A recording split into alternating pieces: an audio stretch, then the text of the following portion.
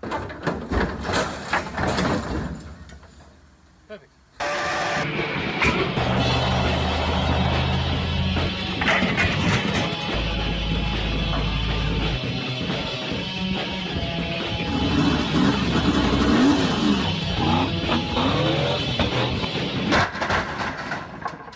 Perfect.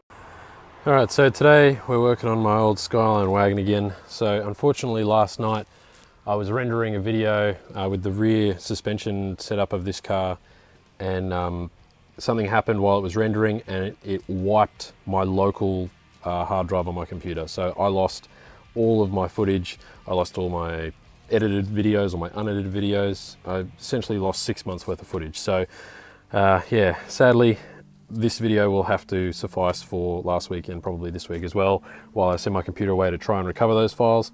So pretty much the problem that we've come across in the old wagon is down here at the steering rack. You can see the mount there. So those two mounts, there's one bolt there, one bolt there and one bolt there. And there's two of those mounts, so one on this side and one on the other side. And it looks like, I'll see if I can video it and turn the steering wheel at the same time. Not too sure if you can see anything at all. Here, let me see.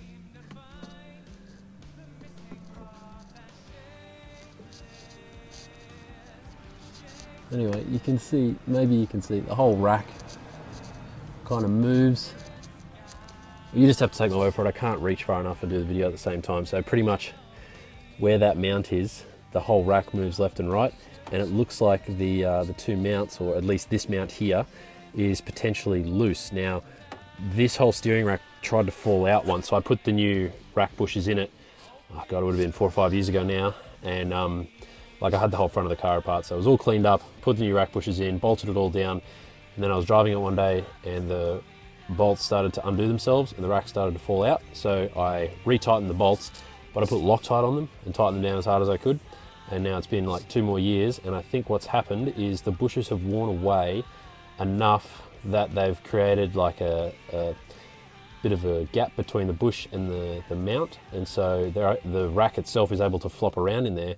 But because I Loctited the bolts, I can't actually tighten them up, and they feel tight because obviously they're Loctited in place. So yeah, so I think it might just be that the bush is a little bit worn out. So I bought new bushes because they were like $20, and I'm just going to undo the rack mounts on both sides. So it's that one there, and then one more underneath that silver cover down there. I don't know if you can see that silver cover there. So I'll get both of those out and just replace the bushes and then retighten everything, and don't use Loctite this time, and see if that improves it at all. But yeah, the way I could tell that it was doing it is every time you turn left, you'd hear a click, I think. Oh no, sorry, you'd turn left severely and then turn right, like as if you're going through a chicane, and you could actually feel the whole steering rack move and like clunk across. So eventually I found out that this is what it was after I spanner checked everything. And I even tried to spanner check those bolts, but again, because they were Loctited, I can't move them very easily, so I thought they were tight. So got our little helper here, and we'll get into it now and see what we can find out. Alright, so for replacing the power steering rack bushes, you're going to need some replacement bushes. So I got these from Fulcrum Suspension in Ipswich. Great guys down there, Matt and Patrick. They're super helpful, always got time of day for you, and yeah, they got me a great deal on these overnight sort of delivery, so that was good. These are all the tools you'll need. 17, so you don't have to have a ratcheting spanner, but I'd like to use mine. So just a regular old 17 will do, and then a 10mm to remove a dust shield, and then a knife to cut your bushes so that you can attach them on, and obviously a jack and some jack stands. So with all this, the job should take at most an hour, even if you're a bit of a beginner, maybe 2 hours if you're really a first timer. But this is a pretty simple job on an R31 Skyline that's unmodified, and provided your bolts aren't rusted and buggered, should take no time at all. So if memory serves me, this is the hardest bolt to get out. So you can see that it bolts through to the cross member here.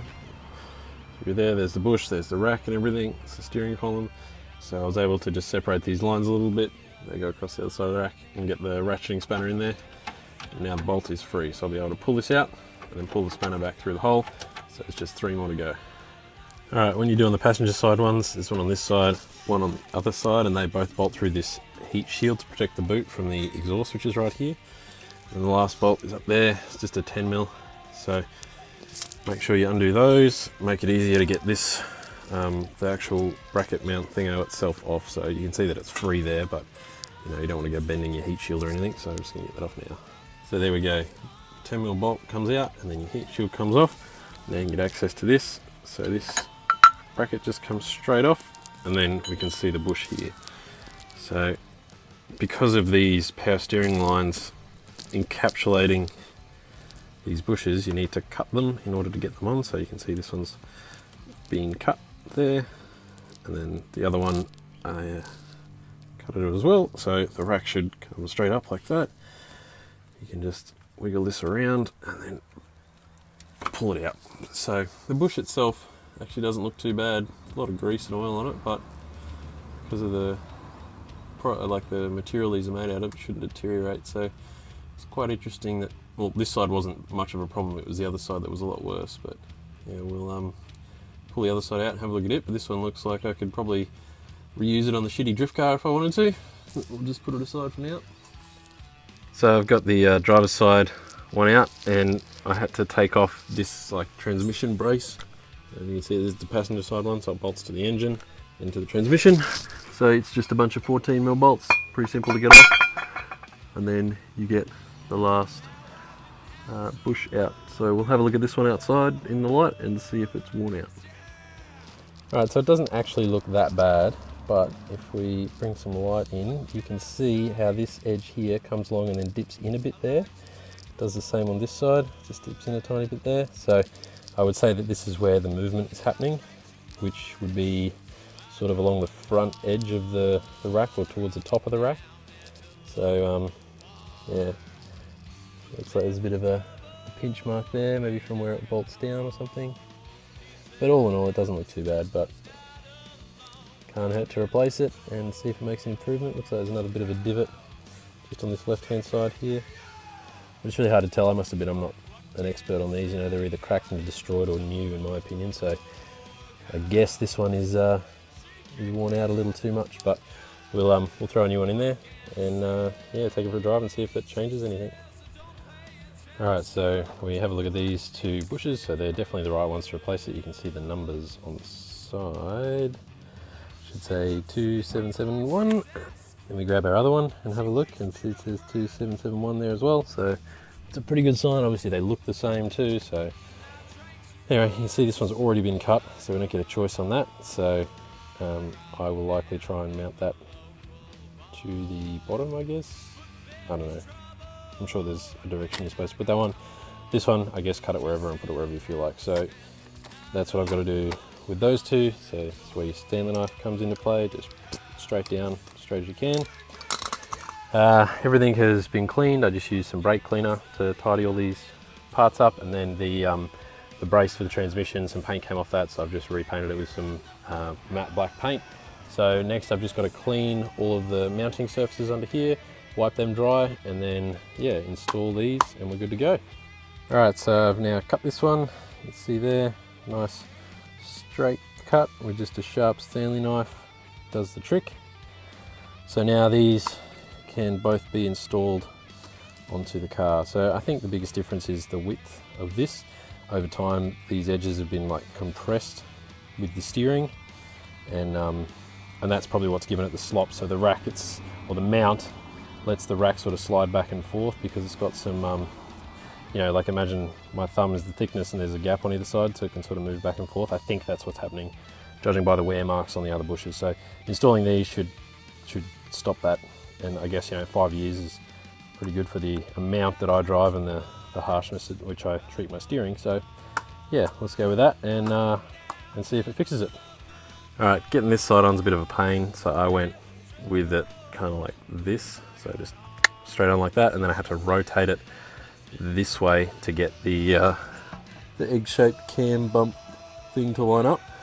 So once you get that, there's a gap of about that much where the rubbers don't touch together, so that'll either close up or be how it's supposed to be. I'm not 100% sure, but I'm happy with how it's placed and how everything's sitting. So just going to bolt the mounts back down, and then this side is a much looser fit, so you can sort of see on the back side there where they join together, and that will clamp down nicely. So that's about the same position that the other one's in with the split.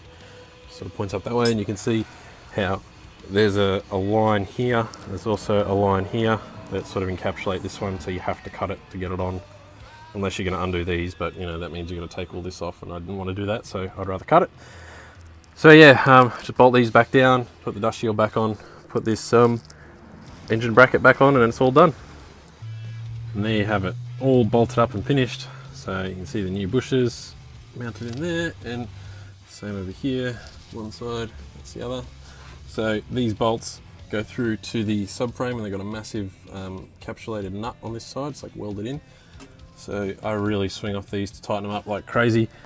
And now, based on my first experience where they eventually loosened out, I would recommend you check these. So install them, drive the car for a week, tighten, like spanner check them, then check them again in a month, then 3 months, then 6 months, then a year, just to make sure they don't work their way out. And hopefully, because I don't have the Loctite in there and I'm going to be constantly snugging them down as this bush sort of seats and wears a little bit, it will hopefully avoid the problem I had before where it sort of got just too loose, I guess you could say. So that is how to install power steering rack bushes. This would be likely the same for most power steering rack cars. Obviously some cars will have, like, say for example, the starter motor might be all the way down here on a V8 and in the way, and it makes it a little difficult, but you get the general idea. So again, sorry for losing all of my footage. Hopefully a friend of mine who's a computer wizard can save it today, but otherwise we're just going to have to take it week by week, and if I have content, I have content. If I don't, you'll have to forgive me. So I hope you enjoyed it, and I'll see you next time.